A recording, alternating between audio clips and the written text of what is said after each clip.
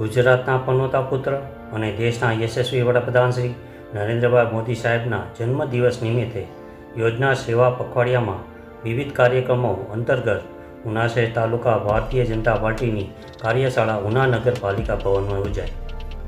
ઉના નગરપાલિકા ભવન ખાતે ઉનાના માનનીય ધારાસભ્ય શ્રી કાળુભાઈ રાઠોડના માર્ગદર્શન હેઠળ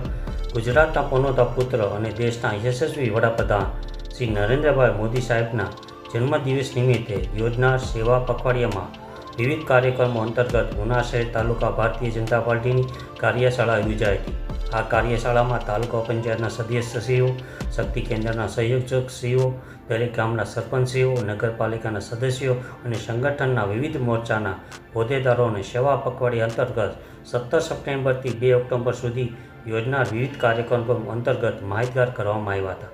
આ કાર્યશાળામાં નગરપાલિકા પ્રમુખ પરેશભાઈ બામણિયા, તાલુકા પંચાયતના પ્રમુખ શ્રી હેબાભાઈ મકવાણા, તાલુકા ભાજપ શ્રી હિરેનભાઈ બામણિયા, શહેર ભાજપ પ્રમુખ મનીષભાઈ કારિયા, નગરપાલિકાના પૂર્વ પ્રમુખ મહેંગભાઈ જોશી, કારોબારી સમિતિના ચેરમેન શ્રી ધીરુભાઈ છક,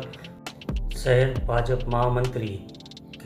કાંતિભાઈ છક, કિરીટભાઈ વાજા તથા સંગઠનના દરેક હોદ્દેદારો ઉપસ્થિત રહ્યા હતા.